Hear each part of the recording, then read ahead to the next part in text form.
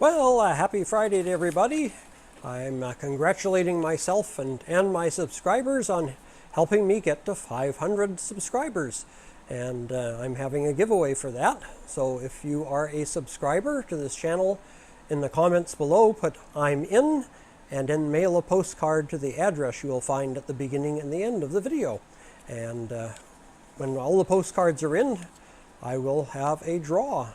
So a lot of it depends on the US, English, Filipino, Canadian, and whoever else might be involved, how quick their postal services are at getting mail where it needs to go. So anyway, the reason I want you to say "I'm in" at the bottom is so then I can watch for your card.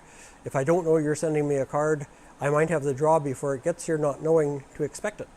So this is going to be a 500 subscriber giveaway that is going to require some patience on all of our parts. Anyway, hope you're a subscriber, and if so, please be sure to enter the draw. I wouldn't want to leave anybody out if they want to be in. All right, let's get on with today's video. And first of all, we always have our shout outs. And the first channel I'm going to shout out is also celebrating their first anniversary and 500 subscribers, although I think he's 500 plus now. So, and that is, and I apologize if I'm mispronouncing this, but as always, I will put the name up here or up here in a bubble, and it's Matescium. That's Matescium, and he does a science channel, and very interesting. He talks about some of the chemicals he uses in the lab where he works and a few other things, so check out Matescium. The second one is a fun channel to watch. I get a good chuckle out of watching this channel, and it's My Buddy Bo, the Golden Retriever. It's a long channel name, but well worth checking out. My Buddy Bo, the Golden Retriever. The third channel is Tim's World. Tim's a fantastic carpenter and restorer, and also has a great gift for finding bargains. So every Saturday he puts a video called Saturday Finds. And once in a while he does a ride along with Tim, where he just drives around in the countryside where he lives and plays some music in the background. But always enjoy riding along with Tim and watching his videos.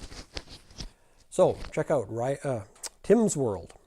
And the last one is another channel I enjoy watching, probably because it's from a country, part of the British Commonwealth and United Kingdom, where my ancestors, or some of my ancestors, came from. And this fellow does metal detecting, and it's iDetect South Wales. iDetect South Wales. And he's a fairly small channel, but growing, and I'm sure with his content and his wonderful personality, he'll be up here with us other little guys at 500 before long. So go over and check these 4 channels. Give them some love and some support, and you can tell them that Ian sent you if you want. That's totally up to you. All right, let's get on with our story of the day. Well, today I'm going to read you another story from Adventures of Big Girl and I. I hope you enjoy these. If not, turn it off. Don't watch. Alrighty, this one's titled The Toboggan. I'm sure most of us can think back to a time in our childhood when we dreamt of a certain special toy or item that we thought we couldn't live without. For me, it was the fall of 1966, and I had my heart set on a new toboggan. I didn't want just any old toboggan, though. No, sir. I wanted a genuine bentwood 6-seater. I certainly did not want one of those newfangled aluminum things that some of my friends craved. No, if I was going to own a downhill racer, it had to be the good old-fashioned hardwood type. I had it all picked out, too. My dream machine was featured in all its majestic glory on page 146 of the Simpson-Sears Christmas catalog. Ah, yes, there in the middle of that glossy page, amid sleds and other conveyances for use on snow, was a photograph of that which I coveted. It was no secret in our house. I told anyone who would take the time to listen exactly what I wanted and on what page they could find it. I even told a few people who, I'm quite sure, could have cared less, but humored me in my zeal. At the ripe old age of 10, I was No, I would have been 11. I don't know what I was thinking when I wrote this. I was too old for Santa Claus. I guess he hadn't yet heard that age discrimination is a bad thing. But hey, I was open to trying any avenue to ensure my dreams of ownership were fulfilled. So come November, I fired off a letter to the jolly old elf requesting said toboggan. Mum and Dad were, of course, fair targets for not-so-subtle hints. If they still were not sure what I wanted, a quick glance at the dog-eared and badly wrinkled page 146 should at least give them a point in the right direction. Big Girl, my sister, was not immune to my devious suggestions for a Christmas gift either. After all, was not I her belated Christmas gift in 1954? So it was fair game in my book to remind her of her fondest Christmas gift and that it had been granted, and now it was my turn. She reminded me that I had arrived 8 months late, and snidely suggested I might get my dreamed-of toboggan for my birthday in August. August? Was she totally devoid of any sympathetic feeling for her poor little brother? How on earth could I possibly survive the winter months to come without a toboggan? August, indeed. As the days and weeks passed and Christmas grew nearer, my pleas for my dream to be fulfilled became more frantic. The parents were totally noncommittal. I got comments like, "It's awfully expensive. It's awfully big. It's a seasonal toy. It's only a passing fancy." What in the world was wrong with these people? Didn't they realize my entire happiness, indeed my sanity, hung in the balance? This was no trivial matter. I was not asking for some silly tin toy. My heart was not set on a passing faddish board game. I did not desire puzzles that once solved no longer held the imagination. No, I say, no indeed, I lusted after something worthwhile and useful. Oh, I had my game plan honed to a fine edge. Dad, I could use a toboggan to haul my newspapers around my route. Even as I said it, I had visions of a dog team mushing through the streets, pulling a 6-seater loaded with me and my papers. I know. I did not have a dog team, but one might as well dream big. Mom, I could use a toboggan to carry your groceries home from the store, I told her in my best you-can-count-on-me voice. Hey, big girl, I would even be willing to loan it to you to go tobogganing with that boy you like, I spouted. One of these ploys had to have a desired effect, but I was seeing no sign of agreement among this cold-hearted trio. So as Christmas drew nearer, my poor psyche rode the waves of hope and despair. One day I was certain Christmas morning would reveal the gift of my dreams. The next day I felt almost as certain that I would get socks instead. This whole toboggan issue had the potential of scarring me for life. Oh, the drama, the strain, and the stress of the whole affair. Would I even survive until Christmas? God only knew. Christmas morning of December 25th, 1966, dawned bright, clear, and snow-covered. I was so excited and anxious, I was almost inebriated.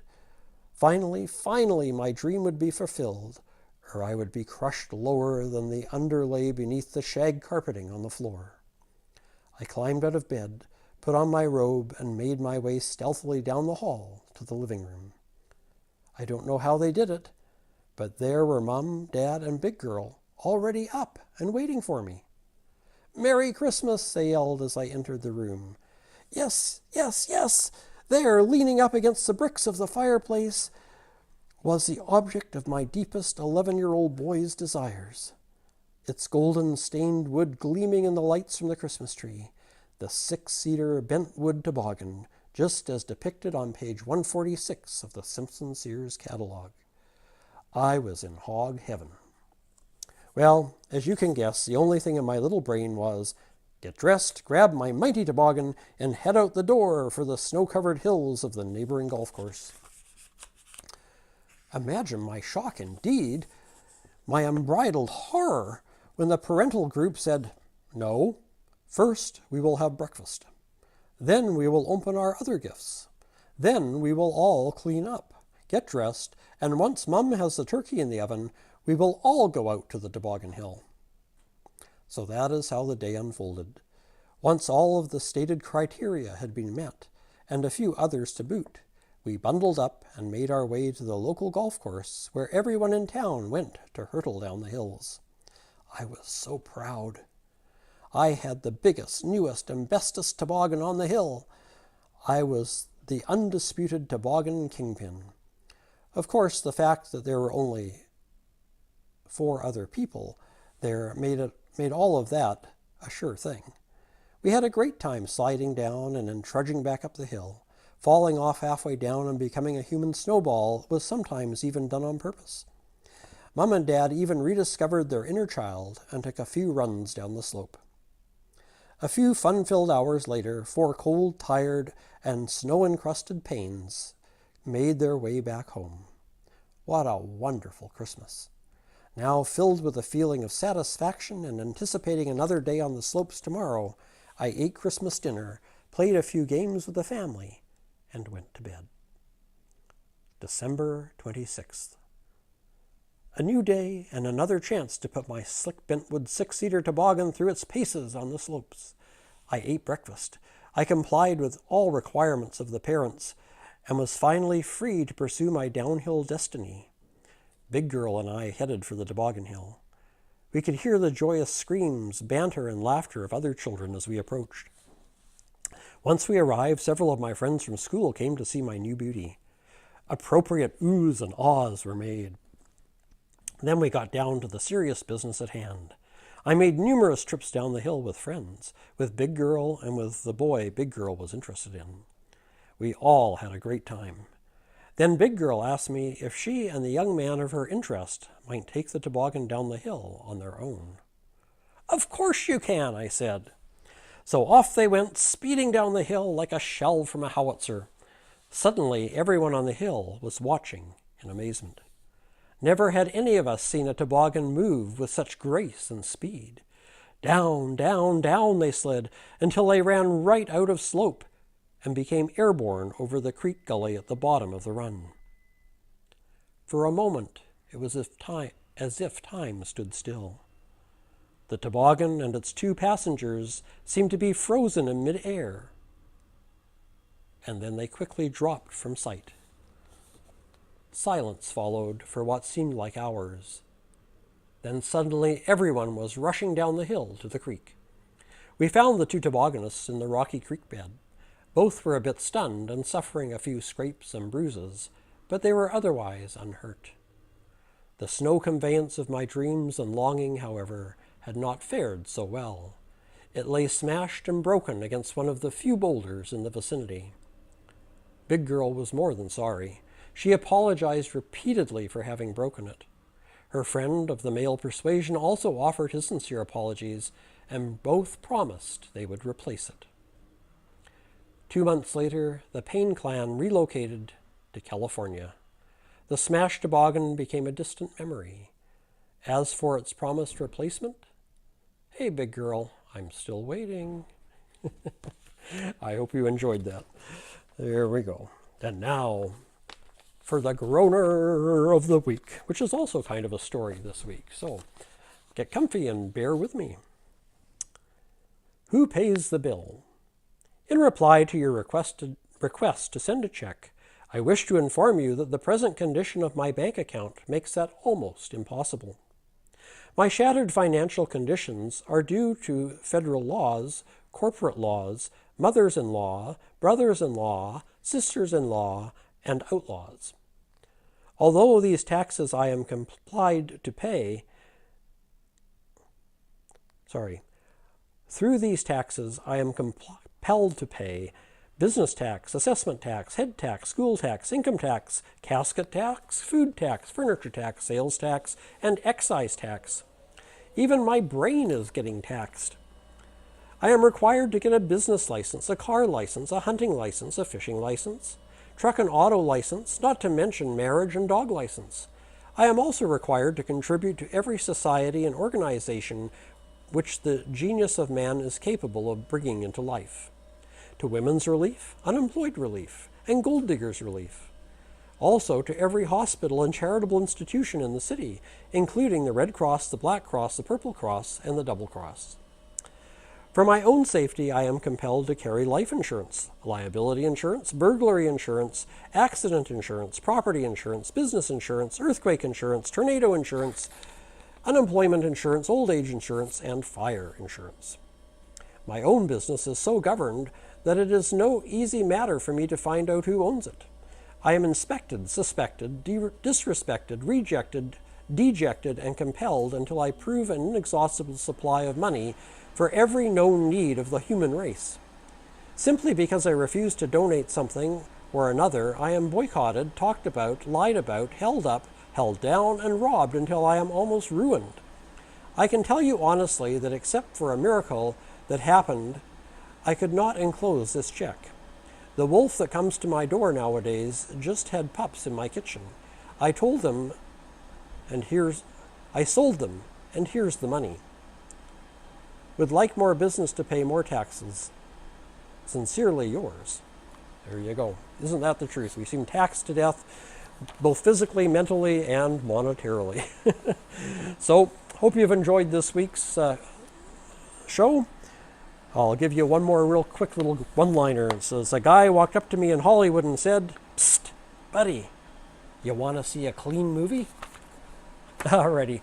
Enjoy your weekend, folks. Join me on Tuesday for our baking and cooking video. And if you haven't already subscribed, please do so. Hit the like and make a comment down below. If you are a subscriber to the channel, don't forget to say I'm in and send a postcard to the address if you want in on the 500 subscriber giveaway. And God bless you, take care, and stay safe.